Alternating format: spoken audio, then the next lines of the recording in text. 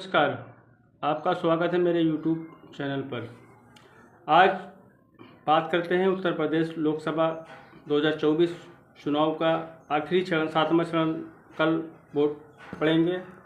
अब इसमें देखना यही रहेगा कि अखिलेश यादव ने जो उत्तर प्रदेश में जनसभाएं 80 लोकसभा सीटों पर जो जनसभाएं की हैं, उनमें उन सीटों पर अखिलेश यादव की मेहनत कितना रंग लाती है, कितना नहीं लाती है, ये तो आने वाली 4 तारीख को ही पता चलेगा कि अखिलेश यादव का जादू जनता के दिलो दिमाग में कितना असर किया है, कितना नहीं किया है।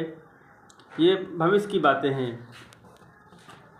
कुछ वीआईपी सीटों की बात करेंगे जिनमें बहुत ही ज़्यादा लोग, पूरे देश दुनिया की नज़र है, जिसमें से एक सीट प्रधानमंत्री नरेंद्र मोदी वाराणसी लोकसभा सीट से जिसमें चुनाव लड़ रहे हैं। वहाँ पर सारे जो है सत्ता पक्ष के अदर राज्य के मुख्यमंत्री और बड़े बड़े कैबिनेट मंत्री, राज्य मंत्री और बहुत से कार्यकर्ता वहाँ पर घर घर जाकर जनसंपर्क कर रहे हैं लोगों से और प्रधानमंत्री को जिताने की अपील भी कर रहे हैं।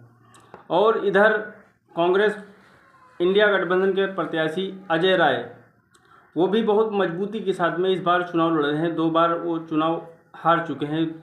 एक बार उनकी जमानत जब्त हो गई, दूसरी बार 2019 में वो अच्छे वोट पाकर 4थे नंबर पर रहे थे।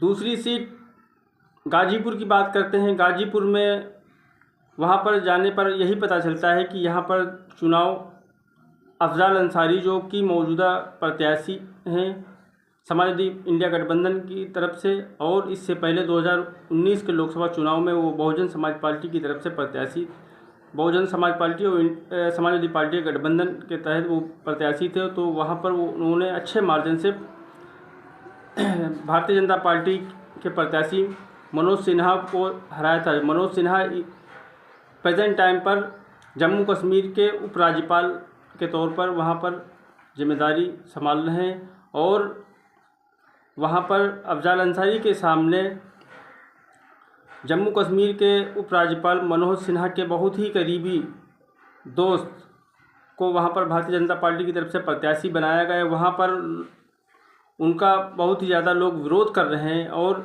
इसलिए अफजाल अंसारी और इंडिया गठबंधन की तरफ लोगों का रुझान है। बात करने पर यही पता चलता है कि यहाँ पर बेरोज़गारी बहुत ही ज़्यादा है और मौजूदा राज्य गवर्नमेंट हो या फिर सेंट्रल गवर्नमेंट हो, दोनों की तरफ से कोई भी युवाओं के लिए कोई भी काम नहीं किया गया है। प्रधानमंत्री नरेंद्र मोदी अपनी जनसभाओं में बहुत ही बड़ी बड़ी बातें कर रहे हैं, लेकिन ज़मीनी स्तर पर कोई भी काम नहीं हुआ है। वहाँ लोकल पर जाकर पता करने पर यही पता चलता है कि प्रधानमंत्री नरेंद्र मोदी ने जो 2 करोड़ रोजगार नौकरियां देने का वादा किया था, उसमें से एक भी लोगों को नौकरी नहीं मिली है। और जो भी राज्य सरकार में नौकरियां निकाली गई थी, चाहे पुलिस की निकाली गई थी या आरओ का जो भी फिलहाल वैकेंसी निकली थी, सबके जो है पेपर लीक हो चुके हैं। लोग घर से निकले पेपर देने के लिए, मालूम हुआ पेपर लीक हो चुके हैं। युवा नाराज़ है, युवाओं के लिए कुछ भी काम नहीं किया। युवाओं से बात करने पर यही पता चलता है कि सरकार ने हम लोगों के ऊपर कोई ध्यान नहीं दिया है, हर चीज़ निजी हाथों में सौंप दी गई है। उधर अखिलेश यादव अपनी जनसभाओं में बहुत ज़ोर शोर से अग्निवीर का मुद्दा उठा रहे हैं, बेरोजगारी का मुद्दा उठा रहे हैं और अन्य तरह के आरोप भारतीय जनता पार्टी सरकार के और नरेंद्र मोदी के ऊपर लगा रहे हैं। अब देखना दिलचस्प ये होता है कि यहाँ पर गठबंधन की जिम्मेदारी अखिलेश यादव के कंधों पर है, जो कि पूरी 80 उत्तर प्रदेश में घूम कर 80 लोकसभा सीटों पर प्रचार प्रसार बहुत ज़ोर शोर से कर रहे हैं, जिसका नतीजा 4 जून को आएगा।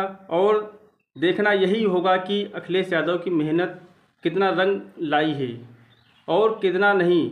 उधर दूसरी तरफ भारतीय जनता पार्टी के स्टार प्रचारक और उत्तर प्रदेश के मौजूदा मुख्यमंत्री योगी आदित्यनाथ भी अपनी जनसभाओं में लोगों को राष्ट्रवाद याद दिला रहे हैं और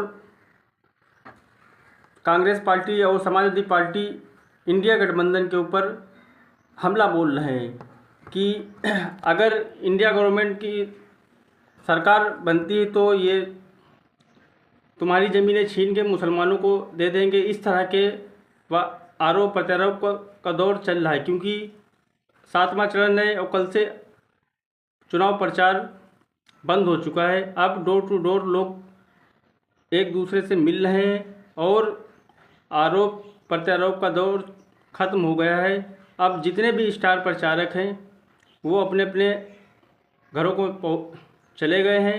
अब प्रत्याशी ही बचे हैं, उनकी ही मेहनत बची है। आखिरी चरण का चुनाव है और आखिरी चरण के चुनाव होने के बाद में 4 जून को मतगणना होगी। अब आपकी नज़रों में उत्तर प्रदेश के 80 लोकसभा सीटों में से इंडिया गठबंधन को कितनी सीटें मिलने जा रही हैं, या फिर भारतीय जनता पार्टी का जो गठबंधन उत्तर प्रदेश में है उसको कितनी सीटें मिलने जा रही हैं? अपनी राय कमेंट बॉक्स में ज़रूर बताएं और आप किसकी सरकार बनाने जा रहे हैं ये भी ज़रूर बताएं। तब तक के लिए सावधान रहें। जय हिंद।